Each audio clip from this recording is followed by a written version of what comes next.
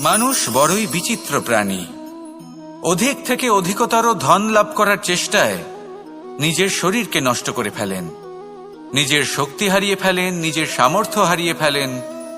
আর যে ধন লাভ করেন সেটা কোথায় যায়? সেই শক্তি, সেই সামর্থ্যকে আবার ফিরে পাওয়ার জন্য।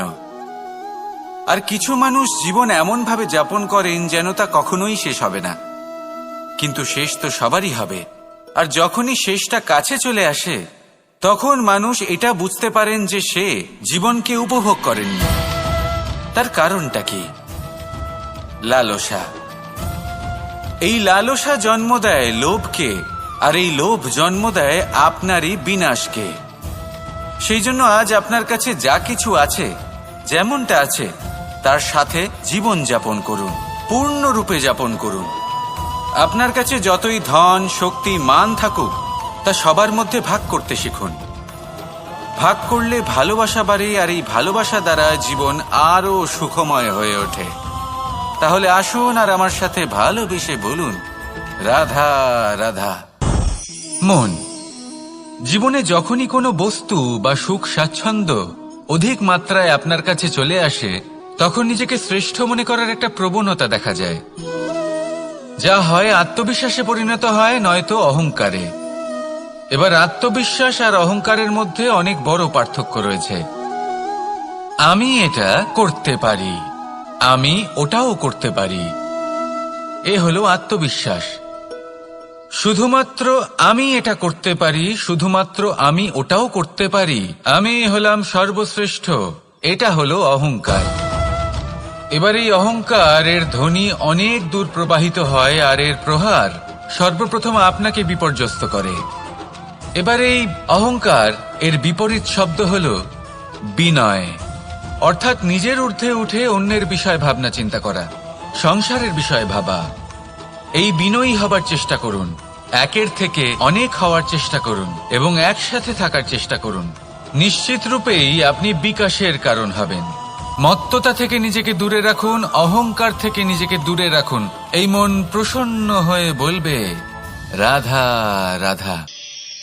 জীবনে যখন কোনো ব্যক্তি নিজের লক্ষ্য প্রাপ্তির জন্য নিরন্তর পরিশ্রম করতে থাকেন, চেষ্টা করতে থাকেন, তখন তিনি কষ্ট অনুভব করেন, কখনো শারীরিক কষ্ট, কখনো মানসিক কষ্ট। এবার উনি এটা ভাবতে থাকেন যে আমি কি উচিত করছি নাকি অনুচিত করছি।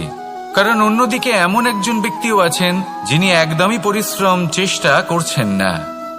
তিনি মদিরা পান করেন, বিলাসিতায় জীবন কাটান, অলস প্রকৃতির হয়ে ওঠেন, নিদ্রাতে বিলীন হয়ে থাকেন আর ভাবেন যে তিনি সুখ লাভ করছেন। কিন্তু এরকম কেন হয়? কারণ যখন আমরা সৎ পথে থাকি, উচিত পথে চলি, লক্ষ্য প্রাপ্ত করার জন্য চেষ্টা করতে থাকি, তখন আমাদের ভেতরে থাকা নেতিবাচক শক্তি এবং পাপ এই দেহকে ত্যাগ করে দেয়। আর এই অনুভূতিটাই আমাদের দুঃখের অনুভূতি দেয়, কষ্ট দেয়। এবার সেখানে যদি আমরা কুপথে চলি, অনুচিত পথে চলতে থাকি, তাহলে আমাদের ভেতরে থাকা পুণ্য এবং ধনাত্মক শক্তি আমাদের দেহ ত্যাগ করে দেয়। আর এই অনুভূতির কারণেই আমরা সুখ অনুভব করি। কিন্তু কখনো ভাববেন যে এই সুখ বেশি সময় পর্যন্ত থাকে না। সেই জন্য সবসময় মনে রাখবেন, যদি আপনি জানেন যে এটাই আপনার লক্ষ্য, এটাই উচিত পথ, শুভ পথ, তাতে নিরন্তরভাবে এগিয়ে যেতে চেষ্টা করতে থাকুন। এই কষ্ট আপনাকে সুখের পরাকাষ্ঠায় কখন পৌঁছে দেবে তা আপনি জানতেই পারবেন না। আসুন আমার সাথে ভালোবেসে বলুন, রাধা রাধা। ঈর্ষা আমাদেরই মনে বসবাস করা আরো একটা শত্রু। তবে এই শত্রু কখনো কখনো আমাদের জন্য লাভদায়কও হতে পারে, কিন্তু যদি আমরা সতর্ক না থাকি তাহলে সেটা ততটাই ঘাতক হয়ে উঠতে পারে। যদি আপনার কোনো প্রতিদ্বন্দ্বী থেকে থাকে যে এগিয়ে চলেছে, তাকে দেখে আপনার মনে ঈর্ষা উৎপন্ন হয়, আর ঈর্ষাবশত আপনি নিরন্তর চেষ্টা করতে থাকেন, পরিশ্রম করতে থাকেন সামনে এগোনোর জন্য, তাহলে তার দ্বারা আপনার বিকাশই হবে। কিন্তু কিন্তু যদি আপনি নিজের বিরোধীকে শেষ করতে দেওয়ার জন্য অগ্রসর হন, তাকে বিনাশ করার জন্য অগ্রসর হন, তাহলে এই ঈর্ষা প্রথমে আপনার বিনাশ অবশ্যই করবে। একটা কথা আছে, এটা পশু প্রবৃত্তি, আপনি শুধুই নিজের বিকাশের কথা ভাববেন। তিনিই হলেন প্রকৃত মানুষ, যিনি অন্য মানুষের জন্য প্রাণও দিতে পারেন। এই ঈর্ষা যদি আপনাকে বিকাশের পথে নিয়ে যেতে পারে তাহলে খুবই ভালো। যদি আপনাকে অন্য কাউকে বিনাশ করে দেওয়ার পথে অগ্রসর করে তাহলে তার থেকে দূরে থাকাই ভালো। যেমন ধরুন, আপনার কাছে একটা সূচ আছে যার দ্বারা আপনি ছেঁড়া কাপড়ও সেলাই করতে পারবেন বা অন্য কারোর পাত্রে ছিদ্রও করে দিতে পারবেন। আপনি কি চাইবেন, নিজের বিকাশ নাকি অন্য কারোর বিনাশ? সিদ্ধান্ত আপনারই।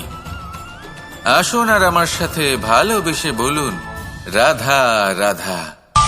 বিষ এবং অমৃত, এর ভিত্তিতেই সংসার চক্র চলতে থাকে। যখন সমুদ্র মন্থন হয়েছিল তখন এই দুই প্রাপ্ত হয়েছিল।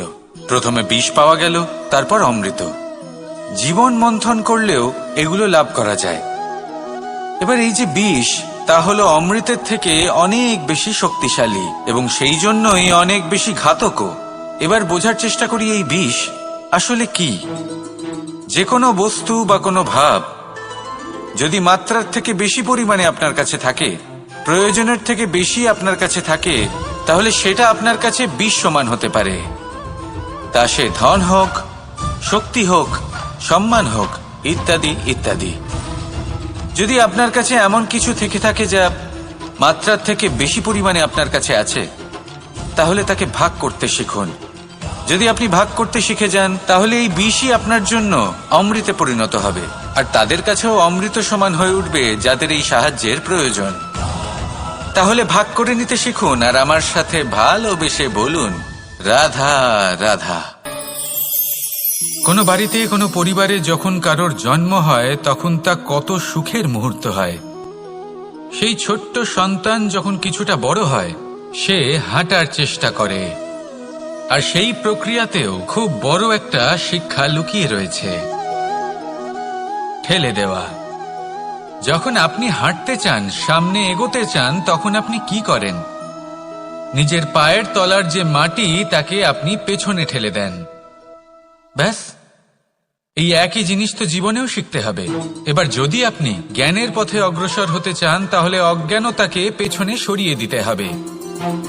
যদি আপনি প্রকাশের দিকে এগোতে চান তাহলে অন্ধকারকে পেছনে সরিয়ে দিতে হবে। যদি আপনি ভবিষ্যতে সফল হতে চান তাহলে অতীতের যে অসফলতাগুলিকে পেছনে সরিয়ে দিতে হবে। যে জল বইতে বইতে থেমে যায় তাকে আমরা নালা বলে থাকি, তার থেকে দুর্গন্ধ বের হয়। কিন্তু যে জল বইতেই থাকে তাকেই আমরা পবিত্র জল বলি।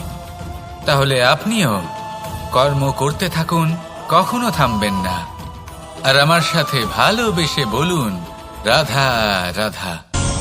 যোগাসন। যোগাসনে আসন অত্যন্ত গুরুত্বপূর্ণ। এবার আমি বলবো সবথেকে শ্রেষ্ঠ আসন কোনটি। আশ্বাস। নিজেকে আশ্বস্ত করতে থাকুন যে আমি আছি, সব ঠিক হবে, যা হচ্ছে ভালোর জন্য হচ্ছে। এই আশ্বাস আপনাকে জীবনে এমন ধনাত্মক বিশ্বাস দেবে যে আপনি বড় বড় সমস্যার সমাধান করতে পারবেন। এবার যদি কথা বলি সবথেকে কঠিন সময়ের, তাহলে সেটা হলো বিচ্ছেদের। যা মা সীতাকে সহ্য করতে হয়েছে শ্রীরামের জন্য, রাধা কৃষ্ণকেও সহ্য করতে হয়েছে।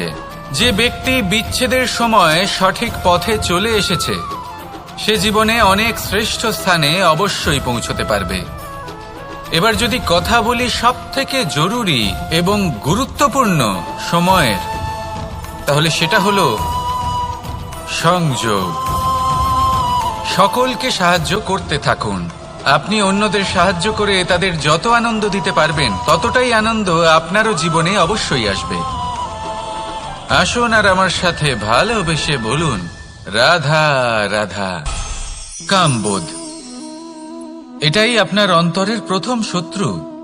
বেশিরভাগ মানুষই কামবোধ বলতে লালসা বোঝেন, কিন্তু এটা সম্পূর্ণ সত্য নয়। কামের আসল অর্থ হল কামনা। এটা খুবই সহজ ব্যাপার। মনুষ্য শরীর থাকলে, মানুষের মন থাকলে এই কামনা অবশ্যই থাকবে। এবার এটাই দেখতে হবে যে এই কামনা নেতিবাচক কামনা নাকি ইতিবাচক কামনা। অন্য কারোর জিনিসে নজর দেওয়া, অন্য কোনো মানুষের উপর নজর দেওয়া, কোনো অনুচিত বস্তুর দিকে নজর দেওয়া, এই নেতিবাচক কামনা। আর এই দুষ্কামনা মানুষকে দিয়ে অপকর্ম করাবেই করাবে। তাই মনে রাখবেন, যে ব্যক্তি নিজের কামনাকে নিয়ন্ত্রণে রাখতে পারেন তিনি সঠিক পথেও থাকেন, সঠিক লক্ষ্যে পৌঁছতেও পারেন। যিনি কামনা নিয়ন্ত্রণে রাখতে পারেন না তিনি তার পথও হারিয়ে ফেলেন এবং লক্ষ্যচ্যুতও হন। তাই মনে রাখবেন, নিজের কামনাগুলিকে নিয়ন্ত্রণে রাখুন। কাম নামক এই শত্রুর ওপর বিজয় লাভ করুন। আর আমার সাথে ভালোবেসে বলুন, রাধা রাধা। ক্রোধ আপনার অন্তরের আরও একটা শত্রু। এই ক্রোধ আসলে কি? আপনার মনের এক ভাবনা, যা আপনার মনেই উৎপন্ন হয়। এই মন আত্মার সাথে যুক্ত থাকে।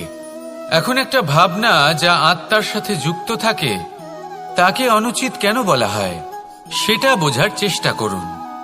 ক্রোধ কখনো কখনো জরুরি হয়, বিশেষ রূপে তখন যখন আপনি সঠিক পক্ষে দাঁড়িয়ে রয়েছেন এবং সামনের ব্যক্তি অধর্মের পক্ষে রয়েছেন আর বিনম্রভাবে মানছেন না। যেমন শ্রীরাম ক্রুদ্ধ হয়েছিলেন সাগরের ওপর। ওটা উচিত ছিল, আর তা ততক্ষণই উচিত যতক্ষণ আপনি ক্রোধকে নিয়ন্ত্রণ করছেন। যদি ক্রোধ আপনাকে নিয়ন্ত্রণ করতে শুরু করে তাহলে পরিস্থিতি এমনও হতে পারে, ধরুন একজন ব্যক্তির প্রতি ক্রোধের কারণে আপনি তার ক্ষতি করতে চান। আপনি একটা কয়লা হাতে নিলেন আর সেই কয়লা সামনের ব্যক্তির ক্ষতি করার পূর্বে আপনার হাত জ্বালিয়ে দেবে। ব্যাস, ক্রোধ এটাই করে। সর্বপ্রথম আপনার ক্ষতি করে, আপনার বিবেক হরণ করে নেয়।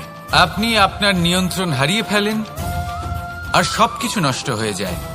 বেশিরভাগ মানুষ ক্রোধে এমন সিদ্ধান্ত নেন যে সেটা তাদেরই বিনাশের কারণ হয়ে দাঁড়ায়। আর কিছু মানুষ বলেন যে আমাদের জীবনে এত যন্ত্রণা আছে, এত সংকট আছে যে ক্রোধ উৎপন্ন হবেই। আর এরকম সময় এটাই উচিত হবে যে আপনি নিজেকে ক্রোধের থেকে দূরে রাখুন আর তারপর সমস্যার নিবারণ করুন। আর এই নিবারণই আপনার জীবনকে একটা শ্রেষ্ঠ স্তরে পৌঁছে দেবে। তাহলে ক্রোধ থেকে দূরে থাকুন, সুপ্রসন্ন থাকুন আর আমার সাথে ভালোবেসে বলুন, রাধা রাধা। লোভ আপনার অন্তরের আরো একটা শত্রু। দেখতে গেলে এটা একটা শব্দ, একটা সংস্কৃত শব্দ। লব ধাতু থেকে উৎপন্ন হয়েছে। এর অর্থ কিছু লাভ করা। কিছু লাভ করা অনুচিত নয়, আরো কিছু লাভ করাও অনুচিত নয়, কিন্তু সব থেকে বেশি আমি লাভ করব, আমি আরো চাই, আরো বেশি চাই, আরো বেশি পেতে চাই। এটাই হলো লোভ। আর এই লোভ যখন গ্রাস করে তখন আপনি যা পেতে চান, সে ধনই হোক বা মানই হোক, তা অর্জন করার জন্য মানুষ যে কোনো স্তরে পৌঁছে যেতে পারে। যদি মানুষ ধন অর্জন করতে চান তাহলে তার জন্য তারা অধর্মের পথেও চলতে পারেন। যদি সম্মান অর্জন করতে চান তাহলে অন্য মানুষকে ছোটও করতে পারেন। শেষ পর্যন্ত আপনার এটা মনে হতে পারে যে যদি একটু অল্পই প্রাপ্ত করতাম কিন্তু ভালোবেসে প্রাপ্ত করতাম, এই জীবন আরো অনেক বেশি সুখী হতো। লোভ আপনার জীবনে, আপনার মনে কখন যে প্রবেশ করবে সেটা আপনি জানতেও পারবেন না। তাই এটা চিনতে শিখুন আর তৎক্ষণাৎ জীবন থেকে বাইরে ফেলে দিন। যা কিছু লাভ করতে চান তা ভালোবেসে লাভ করুন আর সেই ভালোবাসার সাথেই বলুন, রাধা রাধা। মোহ আপনার অন্তরের আরো একটা শত্রু। এবার মানুষ প্রেম আর মোহের মধ্যে পার্থক্য বুঝতে পারে না। কিছু মানুষ ভাবে যে মোহর মধ্যে খারাপ কি আছে। যদি কোনো মানুষের তার বাবা মার প্রতি, তার সন্তানের প্রতি মোহ থাকে তবে খারাপ কি আছে? খারাপ আছে, আর সেটা তাদের জন্য খারাপ হতে পারে যাদের প্রতি আপনার এই মোহ আছে। এবার মোহ আর প্রেমের মধ্যে পার্থক্য আপনাকে বোঝাচ্ছি। মোহ শুধুমাত্র পেতে চায়, সেখানে প্রেম শুধুমাত্র দিতে শেখায়। এই দুই পরিস্থিতিতেই আপনার হাত প্রসারিত থাকে। মোহের ক্ষেত্রে কোনো বস্তু বা কোনো ব্যক্তিকে লাভ করার জন্য, আর প্রেমে শুধুই প্রদান করার জন্য। মোহর বশে আপনার পায়ে বাঁধন পড়ে যেতে পারে। যদি মাতা পিতার তার সন্তানের প্রতি মোহ থাকে, তাহলে তারা তাদের সন্তানকে কখনো দুঃখে, চিন্তায়, যন্ত্রণায় দেখতেই পারবে না। সেই জন্য তারা সন্তানকে বেঁধে রাখতে চান একটা সুরক্ষিত ক্ষেত্রে, যেখান থেকে না তারা সংসারকে দেখতে পায়, না পরখ করতে পারে, না কিছু শিখতে পারে, না বিকট পরিস্থিতির সম্মুখীন হতে পারে। ঠিক যে কারণে তারা দুর্বল হয়ে পড়ে, অজ্ঞানী হয়ে ওঠে।